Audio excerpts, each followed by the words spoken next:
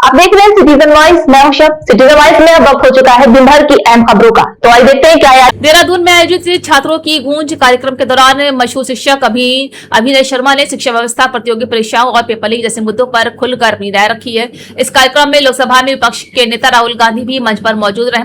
बड़ी संख्या में छात्रों की मौजूदगी के बीच अभिनय शर्मा ने कहा है कि देश के युवाओं का भविष्य सुरक्षित रखना सबसे बड़ी जिम्मेदारी है और इसके लिए परीक्षा प्रणाली पूरी तरह से पारदर्शी होनी चाहिए। देखिए इस वीडियो। देश हित की बात होगी, पेपर लीक की बात होगी तो हम ये आवाज उठाएंगे। और बगावत किसको करनी है, ये हक की लड़ाई है तुमसे और ये हम हक लेकर रहेंगे। 22 लोगों ने आत्महत्या कर दी। क्या देश के प्रधानमंत्री, शिक्षा मंत्री की संवेदना नहीं थी? इस पे नहीं आनी चाहिए थी? ये दर्द देश के लोगों का नहीं है? एक इंसान को भूख सिर्फ रोटी की नहीं है, उसकी पूरी आगे आने वाली पीढ़ी इस पेपर लीक से प्रभावित होगी। आप बात बात पे कहते हैं कि नेशनल सिक्योरिटी पे खतरा है और जो बीएसएफ के एग्जाम में पेपर लीक से बंदा पहुंच रहा है, असली खतरा तो ये है नेशनल सिक्योरिटी पे। इस पे आपका ध्यान नहीं है। तो ये जो ये सोच पा रही है कि अगले 10 साल बाद का भारत कैसा होगा, हमें आपने बहुत सपने दिखा लिए। अब 2047 के विकसित भारत का सपना हम सब पूरा करेंगे। कैसे? गलत पे आवाज उठा के। और फिर लोग कहते हैं शिक्षा मंत्री की क्या गलती है, सिस्टम में कमी है, शिक्षा मंत्री ने पेपर लीक नहीं किया। तो शिक्षा मंत्री ने तो पेपर बनाया भी नहीं है, जरूरत ही नहीं है शिक्षा मंत्री की। आज लीडर ऑफ अपोजिशन और हम जैसे शिक्षकों को अगर पेपर लीक पे ऐसे इवेंट करने पड़ रहे हैं तो आप सोचिए पेपर लीक कितना बड़ा उद्योग है। और आप कहते हैं आवाज उठाना गलत है। आज मैंने बहुत हिम्मत की, जब मैं यहाँ आ रहा था तो तमाम टीचरों ने मुझे कहा कि आप लीडर ऑफ अपोजिशन के साथ देखेंगे। ये कैसा डर है? मैं इस डर को भी तोड़ने आया हूं कि हम सब मिलकर के अगर देश हित की बात होगी, पेपर लीक की बात होगी तो हम ये आवाज उठाएंगे। और बगावत किसको करनी है, ये हक की लड़ाई है तुमसे और ये हम हक लेकर रहेंगे। आज आपने बात सिस्टम की क्या है सिस्टम? जो पेपर बना रहे हैं, जो पेपर पहुंचा रहे हैं, जिनकी निगरानी में पेपर हो रहा है और उसके बाद लीक हो जा रहा है, ये सभी तो सिस्टम है। और आप कह रहे हैं सिस्टम फेल हो गया। कहने का मतलब है कि तुम जिन लोगों को जिम्मेदारी दे रहे हो वो जिम्मेदारी ठीक से निभा नहीं रहे और तुम क्या कह देते हो, सिस्टम फेल हो गया। रेल अच्छी दौड़ रही है तो सरकार को श्रेय चाहिए। सब कुछ everything in this country is happening good in the नेतृत्व ऑफ प्रधानमंत्री। लेकिन जब प्रॉब्लम आ जाएगी सिस्टम जिम्मेदार है। तब सिस्टम क्यों? 22 लोगों ने आत्महत्या कर दी। क्या देश के प्रधानमंत्री, शिक्षा मंत्री की संवेदना नहीं थी? इस पे नहीं आनी चाहिए थी? ये दर्द देश के लोगों का नहीं है? इन कैमरों से पता चल रहा है कि कैमरा हर जगह पहुंच रहा है, पेपर लीक नहीं पकड़ पा रहे आप। यानी आप जहां चाहते हैं वहां आपका कैमरा पहुंच जाता है और जहां नहीं चाहते, अब आप कह रहे हैं रीनीट करा तो लिया। ये तो वही बात हो गई, एक चोर 10 साल में 80 चोरी करता है। एक बार अपने उससे चोरी किया हुआ धन छीन लिया, बस काम खत्म हो गया। ये कैसा न्याय है साहब? एक इंसान को भूख सिर्फ रोटी की नहीं है, उसकी पूरी आगे आने वाली पीढ़ी इस पेपर लीक से प्रभावित होगी। मैं ये मानता था, राहुल जी आपके सामने कह रही हूं कि my PM is very visionary. ये कैसा विजन था कि हम नकली डॉक्टर बना रहे हैं, हम नकली इंजीनियर बना रहे हैं और फिर हम आगे आने वाले 10 साल पे इस पे चर्चा कर रहे होंगे फला पुट टूट गया। और ऐसा होना शुरू हो गया है। ये क्यों हो रहा है? क्योंकि हम पेपर लीक नहीं रोक पाए। आप बात बात पे कहते हैं कि नेशनल सिक्योरिटी पे खतरा है और जो बीएसएफ के एग्जाम में पेपर लीक से बंदा पहुंच रहा है, असली खतरा तो ये है नेशनल सिक्योरिटी पे।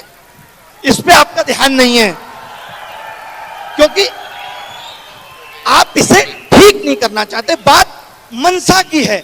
आप जब पेपर लीक की आवाज, कोई भी पेपर लीक की आवाज अगर युवा उठाता है तो सबसे पहले सरकार आके उसका बचाव करती है। नहीं, पेपर लीक नहीं हुआ। यानी आप पेपर लीक का नुकसान उठाएंगे, आप ही को साबित करना है कि पेपर लीक हुआ है कि नहीं। और सरकार नहीं मानेगी तो आपको कोर्ट जाना है और कोर्ट का न्याय तो आपको पता ही है कि कितना न्याय मिलेगा आपको। तो ये दर्द पे आवाज कौन उठाएगा, इस दर्द को ठीक कौन करेगा। यही तो असली देशभक्ति है जो ये सोच पा रही है कि अगले 10 साल बाद का भारत कैसा होगा। हमें आपने बहुत सपने दिखा लिए, अब 2047 के विकसित भारत का सपना हम सब पूरा करेंगे। कैसे? गलत पे आवाज उठा के, तभी तो पूरा होगा। वरना आजकल बहुत रील आती है सोशल मीडिया पे, एक गंदा सा कमरा होगा, रील आएगी, एआई साफ करके तुरंत डेवलप कर देता है। वरना 2047 में हम लोग रील में देखेंगे भारत क्या है, पूरे भारत को 30 सेकंड में डेवलप कर देगी। ये डेवलप करने का तरीका है। शिक्षा व्यवस्था नींव है किसी सिस्टम की, किसी की भी। आप स्कूल बंद कर दे रहे हैं क्योंकि बच्चे नहीं आते। भाई आपने क्यों नहीं सोचा बच्चे क्यों नहीं आते? आपके बड़े बड़े नेता अगर प्राइवेट स्कूलों का उद्घाटन बैक टू बैक करेंगे तो सरकारी स्कूलों से बच्चों का भरोसा कैसे जगेगा? सरकारी, सोचिए वो भारत जो आज विश्व गुरु बनने की बात कर रहा है, जिसका डंका देश में वर्ल्ड में बज रहा है, उसके यहां सरकारी स्कूलों में लड़कियों के लिए टॉयलेट नहीं है। जिस शिक्षा मंत्री को शिक्षा के अंदर इनोवेशन डालना था, स्किल डालना था, सीएजी की रिपोर्ट कहती है कि प्रधानमंत्री विकास कौशल योजना में 10,000 करोड़ का घोटाला हुआ है। आप सोचिए, स्किल डालोगे। न्यू एजुकेशन पॉलिसी लाए आप, ठंडे बस्ते में पड़ी है, कितनी इंप्लीमेंट कर ली? आपको तो फुर्सत ही नहीं है कि कभी आप बता सकें कि इंप्लीमेंट हुई कितनी है। आपने कहा हम कॉमन एंट्रेंस टेस्ट लाएंगे। मैं कुछ एक आंकड़े राहुल जी आपके सामने बताना चाहता हूं। आपने भी कुछ पेपर भारत में अगर दिए हो या आप लोगों ने दिए हो तो आज से 10 साल पहले नोटिफिकेशन आता है। जब भी कोई एग्जाम निकलेगा नोटिफिकेशन में क्या होना चाहिए, अगर आप चैट जीपीटी से भी पूछेंगे तो वो बताएगा। फॉर्म भरने की last date, form fees, exam tier 1 कब होगा, टीयर 2 कब होगा, ये होना चाहिए। पता है इनके नोटिफिकेशन में आजकल क्या मिलता है? 20 दिन है, जल्दी से फॉर्म फीस इतनी देके भर दो। ये एग्जाम की डेट देना भूल गए नोटिफिकेशन में। और ये पता है क्या देते हैं? ये कहते हैं पेपर तो हम तुम्हारा 100 रुपए में करा लेंगे, लेकिन जब कोई गलत सवाल हो और आप बताने आओ तो 250 रुपए लाना पर क्वेश्चन। दिस इज कॉल्ड असली पेपर लीक उद्योग चल रहा है भारत में। ऐसे ही एनटीए 500 करोड़ रुपए 4-4 साल में नहीं कमा ले रही। ये एजेंसियां हम जैसे आप जैसे लोगों से पैसा वसूलने के लिए बनाई गई थी। आप पैसा वसूलने के लिए एग्जाम करा रहे हैं या आप भारत का भविष्य सुनहरा कर रहे थे? आपने ध्यान नहीं दिया। नीट जैसे एग्जाम में, नीट का एग्जाम कितना बड़ा एग्जाम है, क्या उसमें गलत सवाल ना हो इसकी जिम्मेदारी सरकार नहीं ले सकती? ये कहते हैं एक गलत सवाल पे 250 रुपए लेंगे आपसे, गलती तुम करो और पैसा हम देंगे तुम्हारी गलती सुधारने का। और फिर लोग कहते हैं शिक्षा मंत्री की क्या गलती है, सिस्टम में कमी है, शिक्षा मंत्री ने पेपर लीक नहीं किया।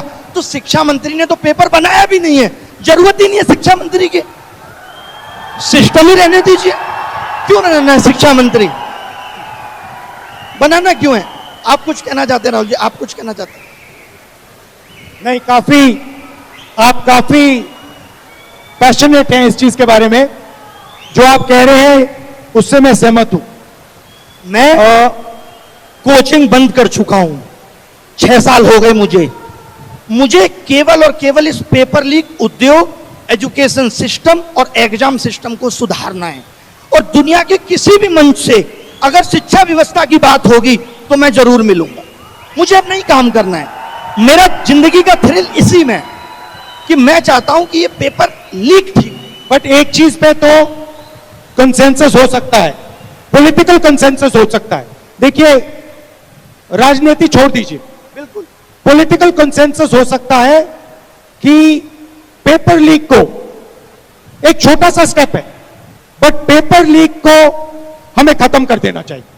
फर्स्ट स्टेप, ये तो कंसेंसस हर पार्टी में हो सकता है और इस कंसेंसस को डेवलप करना और इसको इंप्लीमेंट करना सबकी जिम्मेदारी है। इससे आप भी अग्रीमेंट में हो, मैं भी हूं और सारे लोग अग्रीमेंट में। राहुल जी, एक बात कहना चाहूंगा मैं, मुझे बड़ा दुख है, आप लोग भी ऐसी चीजों का विरोध करिए जहां लोग ये कहते हैं पेपर लीक में राजनीति आ रही है। क्या पेपर लीक इस देश का राजनीतिक मुद्दा नहीं है ना भाई? तो क्या आप ये मानते हो कि पेपर लीक के लिए सत्ताधारी पार्टियां कभी आवाज उठाएंगी? नहीं। क्यों उठाएंगी? वो तो पैसा बना रही है इससे। तो पेपर लीक पे आवाज विपक्ष, हम जैसे शिक्षक ही उठाएंगे। तो कोई आपको कहता है कि पेपर लीक पे क्यों बोल रहे हैं? क्योंकि इनको देश की चिंता है, हमें देश की चिंता है। तो इससे मत डरिए। लोग कहते हैं मैं नहीं डरता इन बातों से, मैं आया हूं पेपर लीक पे बोलने। मेरा किसी पार्टी विचारधारा से कोई मतलब नहीं है। मेरी विचारधारा देश हित है।